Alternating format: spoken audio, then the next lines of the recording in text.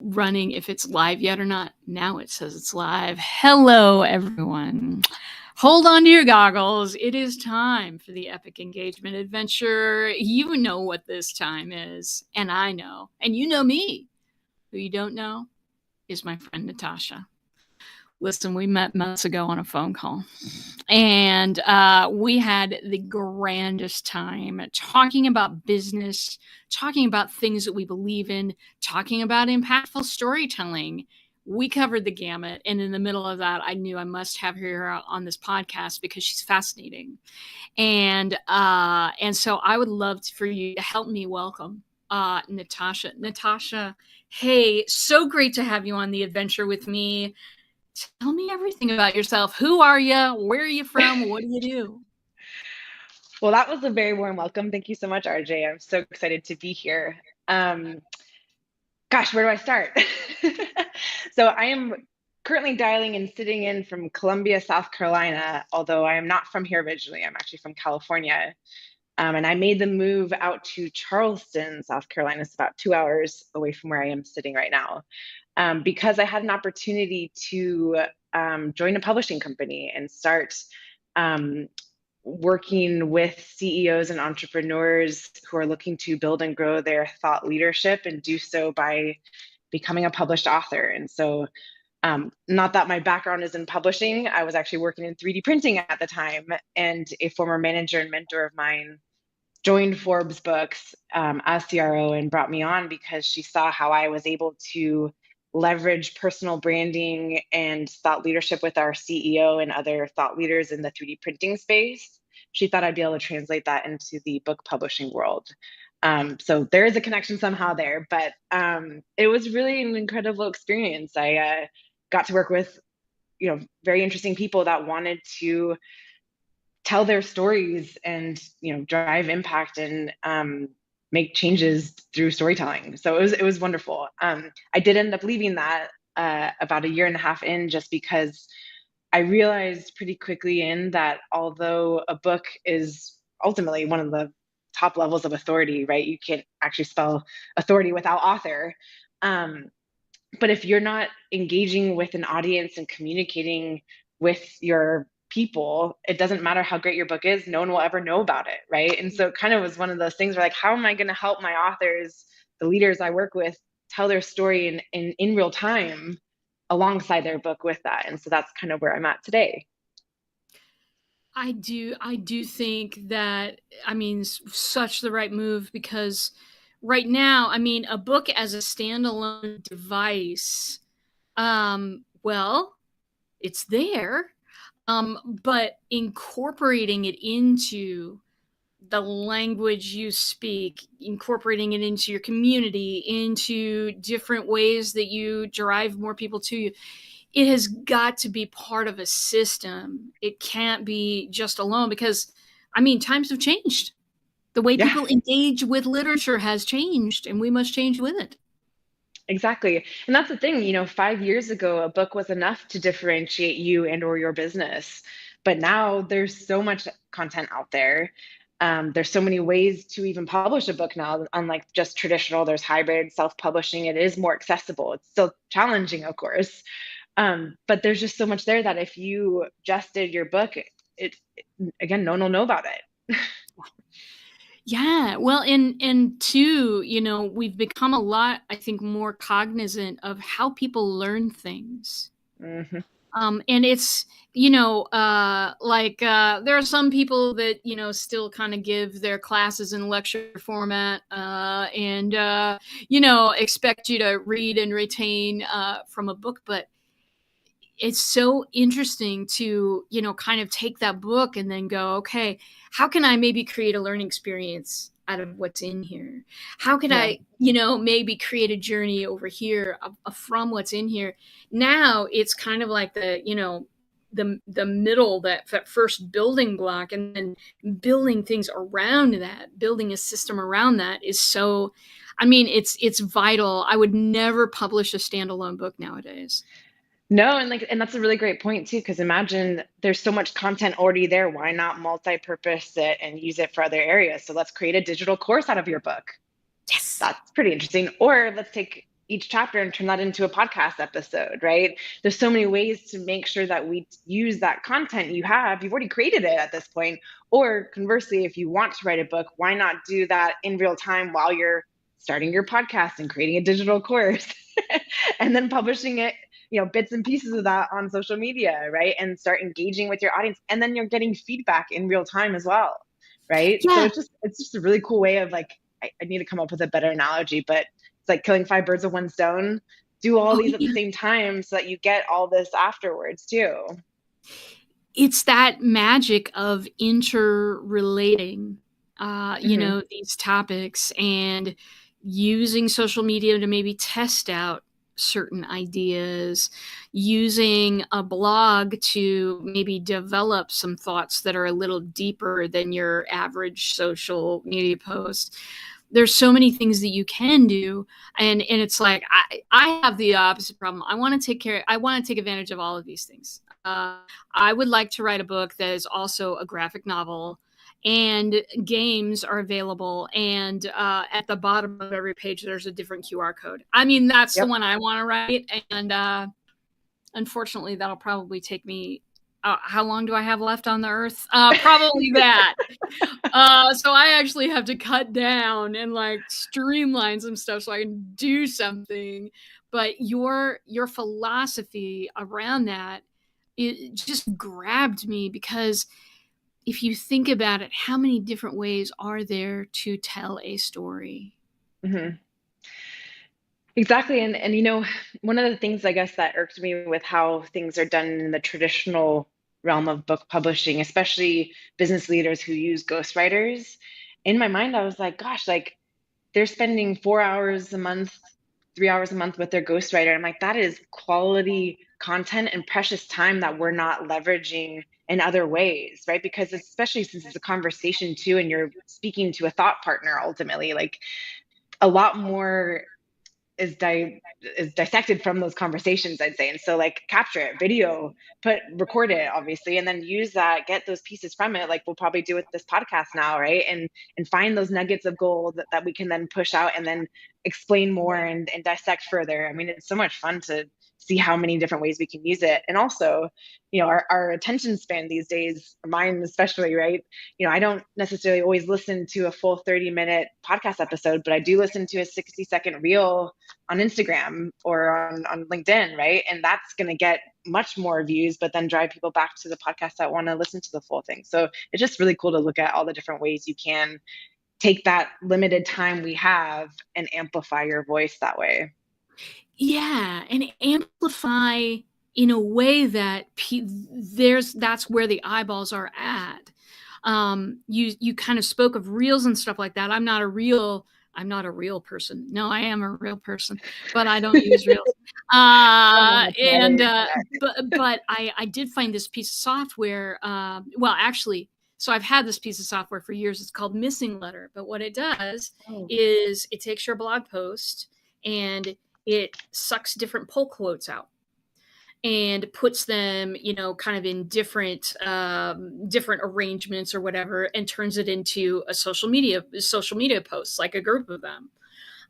You can do like a 2-week blast that will take everything from your last podcast or your last blog post or whatever, and make it into several posts in succession that lead back to the blog post or the podcast or whatever. And to me, that's how we need to focus is, let's absolutely write those blogs and let's turn them into a book, but let's also put the stuff out there in different ways, in different shapes and formats, so that people can really get engaged with what we're saying and what we're doing long before we have a book on sale. Exactly. Yeah. And with that too, we all consume and understand things differently too. So some quotes might resonate more than other quotes. It kind of reminds me of when I did an escape room. Have you done an escape room before? Oh, I have. Tell me about this. There's so much fun. So I went with 4 friends. And some of the puzzles I was able to solve pretty quickly, some they were, and they would try and explain to me. And I was like, I have no idea what you're talking about. Like, you could try to explain to me for hours and it just didn't click for me, right? But it was all four of us with different ways of understanding and unlocking the puzzles that we were able to actually finally get out. And so having, diverse mindsets and all that, like, just makes me realize always, like, we consume things differently and we understand things differently, we learn things differently, and so having different ways of actually putting that together for your audience is just key. Yes, I mean, it's absolutely key.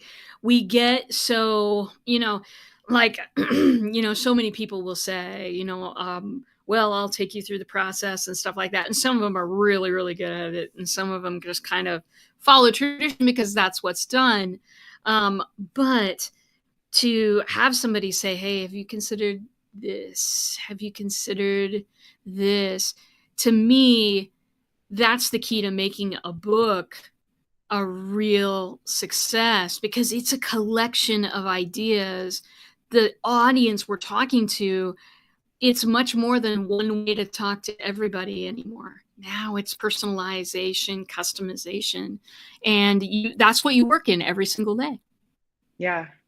And think about it too. If you get somebody engaging with it that like has something really insightful that you can then actually bring into your story and then have them be part of your book, have them as a testimonial or a quote, right? And then when your book is launched, they're going to want to share it too with their audience because they're part of it. Yeah.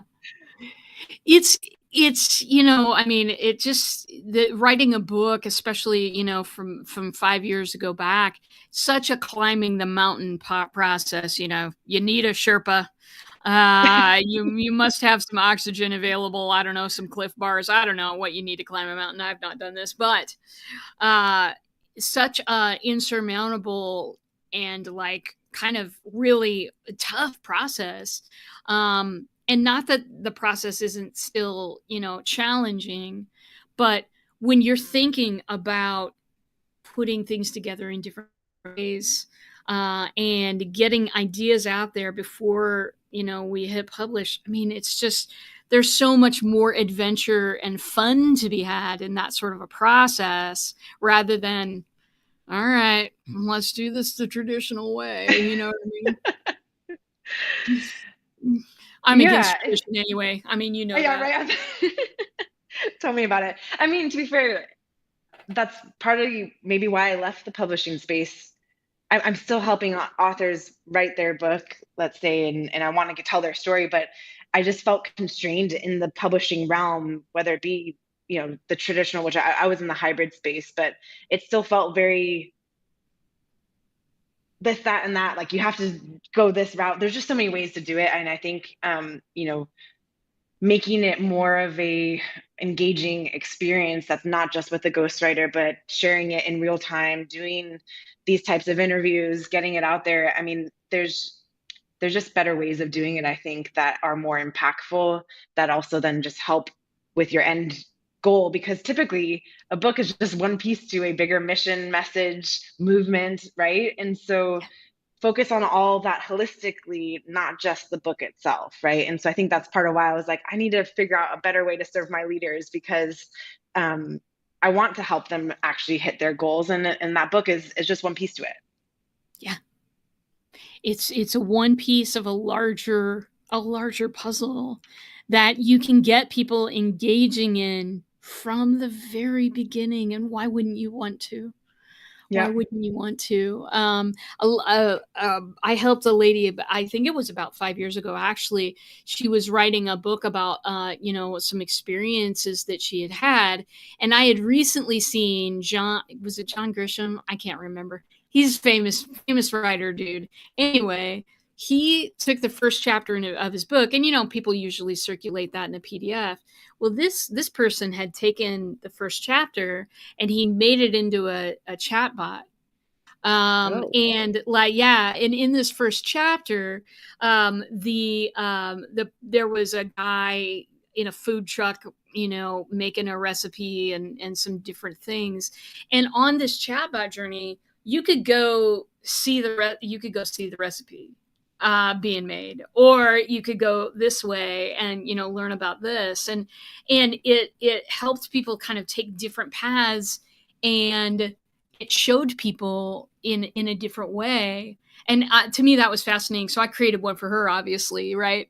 And it can be a really wonderful adventure. It doesn't have to be a boring slog. It can be such an impactful adventure, like you said before. I mean, a book to me is a collection of ideas. Yeah.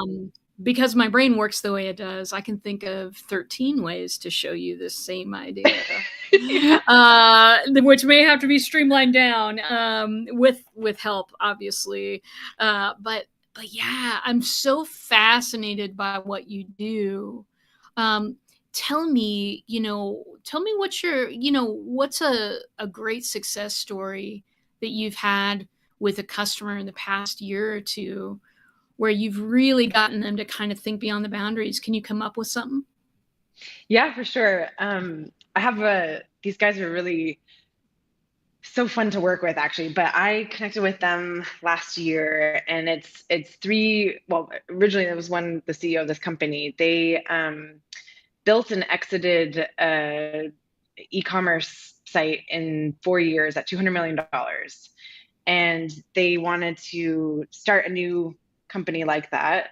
And initially, it was like, the way that they were able to do it during COVID, especially, was because they have a different view on leadership and on growth in general. And so they were going to actually start a whole other company, but they had this idea to write this book. And then we kind of worked with them and dissected a little bit more of like, well, what are your goals? What are you trying to do around this? And ultimately, we not only are they not doing a book just yet, that's in the works, but they've decided to pivot completely and actually create a whole a growth firm around their philosophy. But their philosophy is so unique too, and we haven't launched it just yet, so I can't say it. But we actually helped with the naming of the company based on this thing that we saw in the background. They're like, well, we're like, what is that? And then they told the story behind it, and then our team came together like, wait, that should be your thinking. It's around that specific thing. And since then, we're working on their podcast. They already have more customers than I think they could have imagined. And now the book is in the works as well, too. But it's just, three random dudes that came together and had this idea, and they wanted the book was that draw. And a book typically is a door opener, I'd say, because who does, I think so many people, it's almost like Disneyland for adults. Like so many people, it's on their bucket list. Let's write a book. But that's not that first step typically. And so helping them understand, well, first, what are your goals for the next 2 years, 5 years, and let's work towards that. And the book will come with that in time, of course, right? But I think there's just, I don't want to say baby steps because we took some big steps actually. But it was just really fun to do that. And we have this ongoing engagement with them where I have morning huddles with them, and we do, their podcast recordings. We are building out their website. Like there's all these things that come with it, but it's fun to see that light bulb connect. It actually reminds me when I was used to work in 3D printing. I was in a place where we were actually able to print for production. It wasn't just for prototyping. And so, sorry, I'm totally nerding out on this, but when I would speak with engineers and I'd send them, sample parts, and they'd look at this and like eyes were glistening, like, wait, this is for production. And I'm like, I know. So having those like light bulb moments where you're like, okay, this is actually like the right step. Like that's what I get to do pretty much every day. And it's really fun. That is awesome. That is fantastic. I mean, to be able to use your creative muscles like that's the dream. That's absolutely the dream. Well, so how do you engage your audience? How do you, once you've connected, how do you keep them involved in what you're doing and what your other clients are doing and your philosophy? Tell me something about how you keep people engaged. Yeah, for sure. So I might have to take you back a little bit to one of my first sales roles. I was a sales development representative, an SDR. So I did the 100 dials a day, smile and dial. It was like soul crushing, and I So cried a lot. crushing. Yes. So not that I would recommend that by any means, but what I learned from that is I am like pretty much the follow-up queen. If someone expresses any interest, I will always follow up until you tell me not to. So that's just like on the like technical side of things. But I started to share my, gosh, this is me a little bit with imposter syndrome, but I've started to share my thought leadership and philosophy on things on LinkedIn. And it's funny because it took me months and months and months to finally just hit that publish button and post Yep. things. But since I've done that, I used to post, I was pretty much doing 7 days a week, which just became a little bit too much for me. But I'm probably at about 3 days a week. I share content on LinkedIn with my audience, and I comment on their stuff and vice versa. And there's that reciprocity. But I always am thinking, who am I talking to? And a lot of my clients don't publish yet on LinkedIn. They want to be doing that. And so I know that the people I'm speaking to are never going to engage with my posts, but they call me and say, that was for me, wasn't it? And Yep. I was like, it was. I wasn't calling you on it, but like, you got to do it because I was there too. And so a lot of it's really just trying to get out of your comfort zone and be posting on LinkedIn. And so I actually have a mindset around it. It's called sin vergüenza, which means no shame in Spanish. And the way that came about actually was because I lived in Argentina for 6 years. I was supposed to go for just a few months, but after I really wanted to learn the language. And so after a few months of not making any progress because I was too scared to speak and make mistakes and sound stupid, I got really fed up with myself. And I was like, you know what, screw it. Sin vergüenza, no shame, no fear. I'm going to put myself out there and just start making mistakes and start speaking. And then suddenly within a few weeks, I was basically fluent in Spanish. And so I kind of translated that to my fears of LinkedIn and sharing my thought leadership on to the world. And once I started to do that, I've been connecting very actively with more people than I could have imagined. And it's opened so many more doors than I could have believed, either you being one of them, right? So I would say that that's been my biggest way of engaging with my community is by speaking to them. Yeah. Well, and saying what you know really are thinking, that thought leadership that's been under development for a long time. Brave, bold move, my friend. I think I mean, I applaud you for it. It's not as easy to do as some folks might think. I don't know if you've ever seen this video. It's on YouTube, and it's a TED Talk. I forget the lady who gave it, but she said that in our culture, women are taught to be perfect and men are taught to be brave. Or girls and boys, she actually used. Girls are taught to be perfect, boys are taught to be brave. And so when it comes to making those brave steps, sometimes it's just, gosh, I would have said anything to myself to make me stop pushing that publish button, because what if people disagree with you? Is Mm-hmm. somebody going to come bully you online? Are people going to come make fun of the way I look? The answer is yes. The answer is yes. And I don't care. Yeah.